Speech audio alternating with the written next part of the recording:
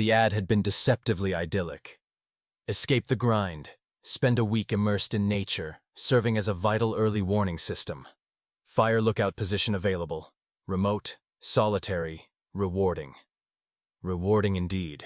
I'd pictured crisp mountain air, endless vistas, a chance to finally finish that novel, and a profound sense of peace. What I got was a descent into a relentless, suffocating dread that peeled back the layers of my sanity, leaving me raw and exposed. My name is Liam, and my week alone in the Echo Peak Fire Lookout Tower wasn't an escape. It was a prison. Day 1. The Ascent to Solitude. The hike in was brutal. 6 miles of relentless incline through a forest so dense it felt prehistoric. The air grew thinner with every switchback, carrying the scent of pine and damp earth. When I finally crested the ridge, the tower rose before me, a skeletal sentinel against the vast, indifferent sky. It was a 70-foot steel behemoth, rust-pitted and weathered, with a small cabin perched precariously at its summit. Below, the world unfurled in an endless tapestry of greens and grays, mountains rolling like petrified waves. It was magnificent. It was also utterly, terrifyingly isolated. Inside the cabin, it was cramped but functional. A cot, a tiny propane stove, a two-way radio, and the panoramic windows that offered 360-degree views. The air was thick with the smell of old wood, dust, and something else. Faint, metallic, like an old coin. I dismissed it as disuse. I set up my meager provisions, checked the radio, static mostly, and watched the sunset paint the sky in fiery hues. The silence was absolute, a heavy blanket that pressed in on my ears. It was the deepest silence I'd ever experienced, and already it felt less like peace and more like a void. That night, the wind picked up, a mournful whisper around the cabin. Every creak of the aging tower, every groan of the steel, sounded magnified. I told myself it was just the structure settling, its metallic bones protesting against the elements. But then I heard it, a distinct, rhythmic scratching, faint but undeniable, coming from outside the cabin wall, just beside my cot. It wasn't the erratic skittering of a rodent. It sounded deliberate. Panic, swift and cold, prickled my skin. I held my breath, straining to listen. It stopped. I convinced myself it was a branch rubbing against the metal, a loose piece of siding. The first seed of unease was sown. Day 2, the whispers on the wind. Morning brought a false sense of calm. The sun drenched the cabin in blinding light, chasing away the shadows of the night. I went through the motions, scanning for smoke, logging weather conditions, making coffee on the sputtering stove. The vastness outside was breathtaking, yet it started to feel less like freedom and more like exposure. I was a tiny, fragile speck in an overwhelming expanse. In the afternoon, the wind returned, stronger this time, carrying with it something disturbing. I was meticulously cleaning the glass of the observation windows when I heard it, a sound that wasn't wind, not exactly. It was like distant sibilant whispers, carried on the air currents. Not just vague noise, but almost words. Indistinct, guttural, rising and falling. I pressed my ear to the glass, my heart thudding a frantic rhythm against my ribs. It sounded like they were calling something. Or someone. "Hello?" I called out, my voice swallowed instantly by the roaring wind. Silence. Only the wind. I told myself it was auditory pareidolia, my mind inventing patterns in white noise. This place was getting to me. I hadn't seen another human being, not even a distant glint, in almost 2 days. My phone had been dead since yesterday, no signal anyway. The radio remained a crackling void. Isolation was a potent hallucinogen. That night, I found my emergency flashlight, usually meticulously placed on the small shelf beside the radio on the floor beneath my cot. It was too far from the shelf to have simply fallen. I stared at it, a cold knot tightening in my stomach. A mouse? Could a mouse have done that? The rational part of my brain screamed yes, but a deeper, primal part knew it was wrong. I started checking the latches on the door and windows, double-checking, triple-checking, even though they were already secured. The scratching from the previous night didn't return, but I couldn't shake the feeling of being watched. Every shadow seemed to deepen. Every sound outside the cabin seemed a little too intentional. Day 3. The presence. The chill didn't leave me with the sunrise. I felt a perpetual shiver, a cold that seeped into my bones. My sleep had been erratic, punctuated by waking suddenly, my breath catching, convinced I'd heard something. Today, the whispers were clearer. They clung to the tower, swirling outside the windows, sometimes seeming to press against the glass. They weren't just vague sounds now. They were distinct, low murmurs, just on the edge of intelligibility. They never formed a full sentence, but certain fragments would pierce through the wind's howl. Come up. Alone. Found you. I started talking to myself, just to break the silence, to hear a human voice that wasn't a disembodied whisper. I even started narrating my actions. All right, Liam, time to check the compass. Good boy. No smoke yet. It felt pathetic, but it helped, a little. Then it happened. I was standing near the southern window, scanning the horizon, when a shadow, too solid, too quick, darted past the edge of my peripheral vision. It was gone before I could fully turn my head. It moved too fast to be a cloud shadow, and it was far too distinct. I pressed my face against the glass, peering into the dense forest below. Nothing. Just the endless pines. But I felt it then. A distinct drop in temperature right where the shadow had passed. A sudden, chilling cold that sank into my skin. It lingered, even after I stepped away, a ghostly imprint on the air. That night, the scratching returned. Not just scratching, though. It was a slow, deliberate scrape, like a fingernail dragging across a chalkboard, but amplified, echoing through the thin walls of the cabin. It started at one corner, moved along the wall, paused, then continued. It wasn't a branch. It wasn't an animal. It was too methodical. I pressed my ear to the wall, holding my breath.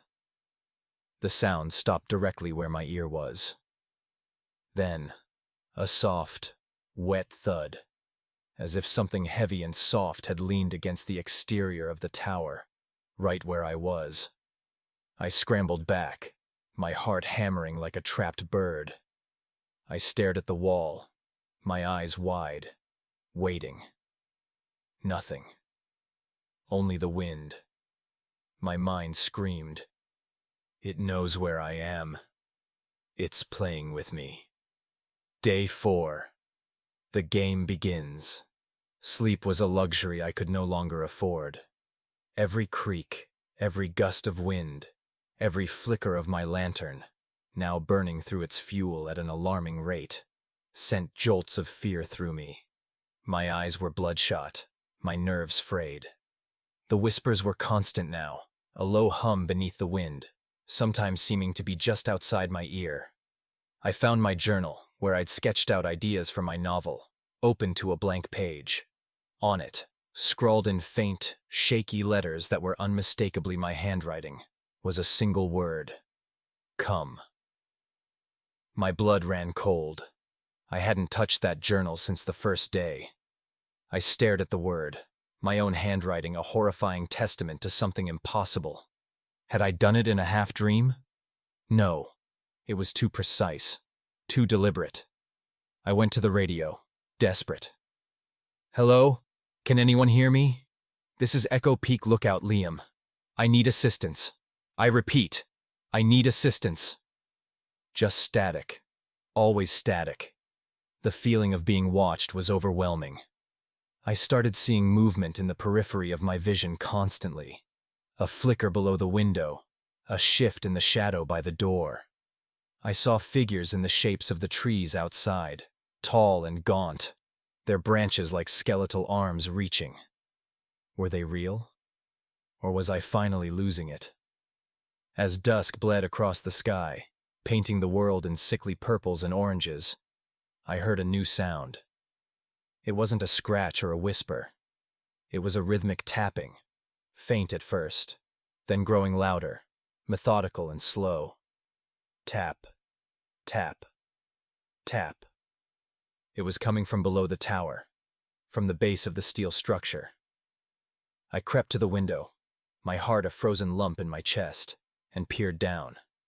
The light was fading fast, but I could just make out the steel girders disappearing into the gloom below.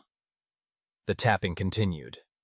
It sounded like someone slowly, deliberately, striking the metal with a heavy, blunt object.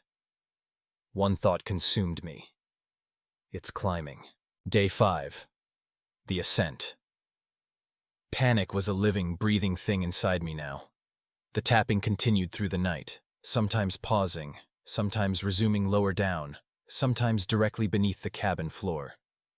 I huddled in my cot, wrapped in my sleeping bag, shaking uncontrollably, my eyes fixed on the trapdoor that led to the stairs. I jammed my only chair beneath the latch, a pathetic barrier against whatever was trying to get in. In the pre-dawn gloom, the tapping stopped, replaced by a new sound, a slow, heavy drag, like something immense being pulled across dry wood. It was coming from the walk-around porch just outside the cabin door. I froze.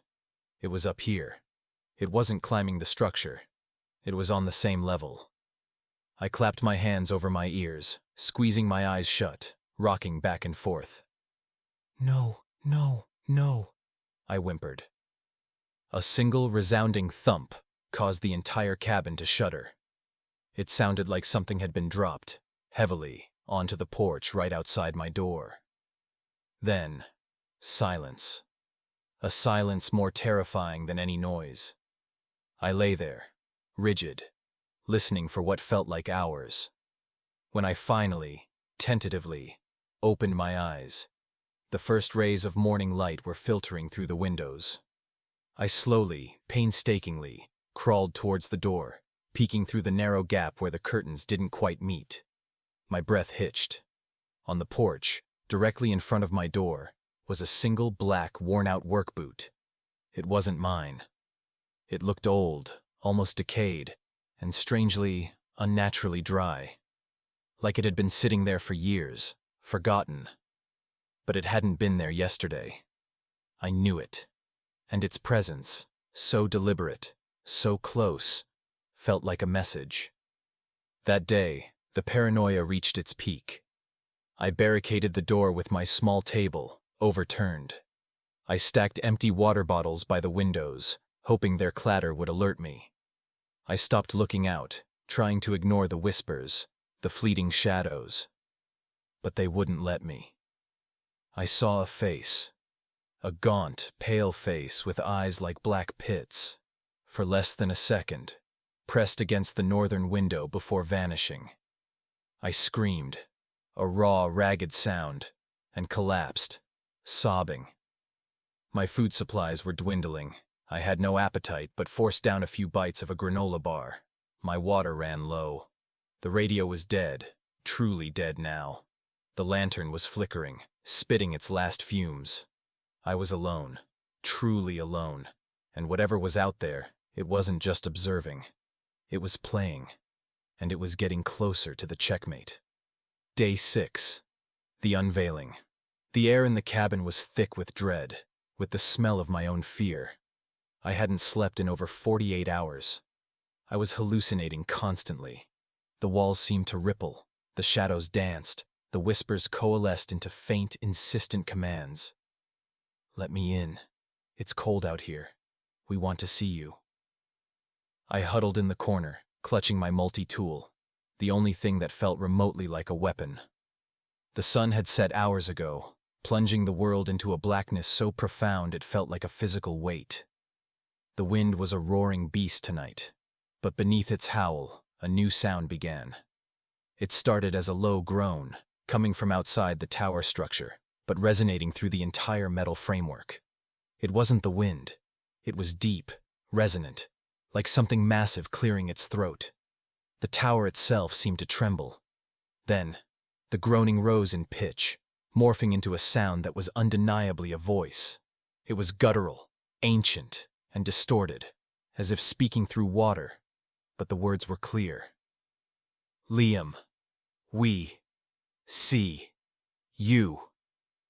My blood ran cold. It knew my name. Then, a new sound began.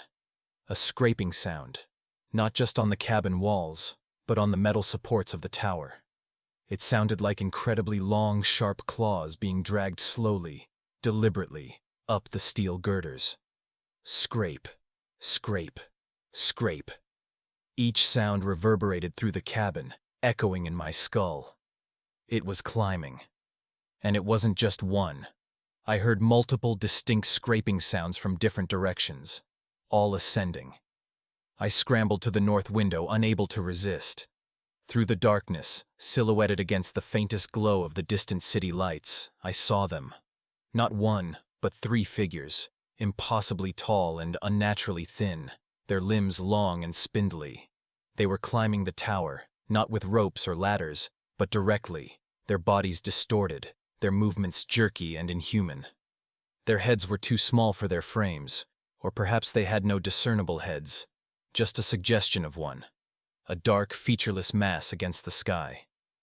They moved with an unsettling fluidity, like spiders, their long fingers or claws finding purchase on the cold steel. One of them reached the walk-around porch. I saw its outline pass by the window, a towering, impossibly thin silhouette. It didn't look human. It didn't look animal. It looked like a nightmare sculpted from shadow and bone.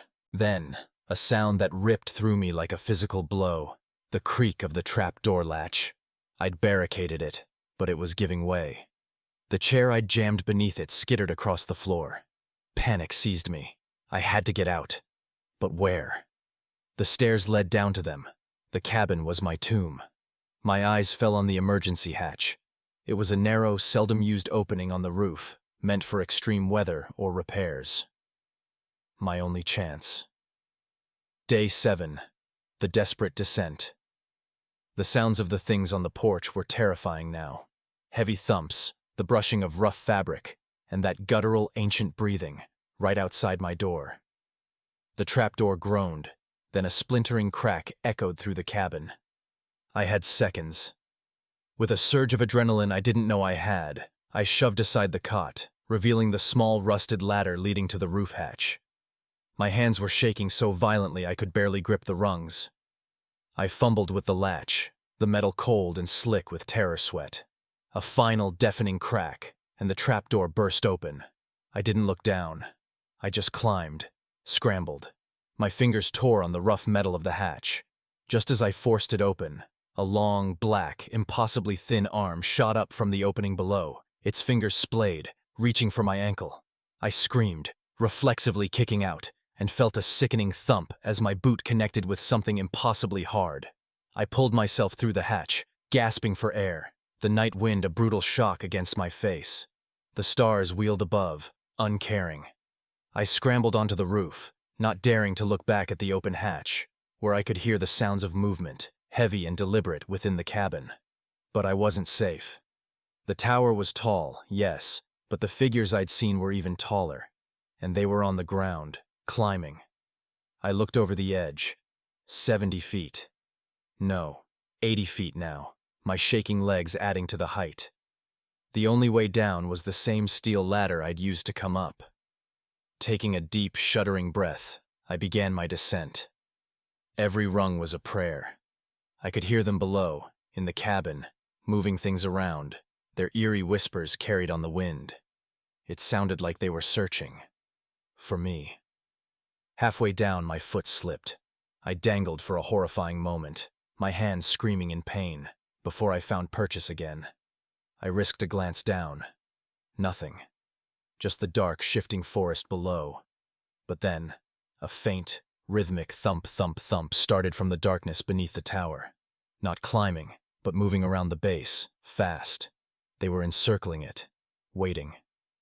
I reached the ground, stumbling onto the soft earth, my legs like jelly. I didn't stop. I ran. Through the trees, blindly, Heedlessly, my lungs burning, my heart threatening to burst from my chest. I heard snapping branches behind me, the rustle of leaves that wasn't just the wind. They were following. I ran until my legs gave out, collapsing beside a fallen log, gasping for air, my throat raw. The sounds faded. Or perhaps I'd outrun them. Or perhaps they'd simply let me go. For now. The aftermath. The lingering chill. I was found 2 days later by a search and rescue team, miles from the lookout, delirious, dehydrated, and babbling about the things on the tower. They dismissed it as isolated induced psychosis, the typical ramblings of someone pushed to their mental limits. They gave me sedatives, put me in a hospital. I'm out now, back in my apartment, miles from any mountain. But the silence here feels different. It's not peaceful. It's a hollow, empty thing, pregnant with unspoken sounds. I still hear the whispers on the wind, even when the windows are shut, even when it's utterly still. I see shadows in my peripheral vision, too dark, too fast. I check the locks on my door repeatedly. I can't sleep in the dark. And sometimes, late at night, when the city outside is quiet, I hear it. A faint, methodical scratching. A slow, deliberate scrape on the walls, right outside my window. They didn't just find me on Echo Peak. They let me leave. They marked me. And I know, with a certainty that chills me to my very core, that they're still out there, waiting. And one day the scratching won't stop at the wall. It will come from inside.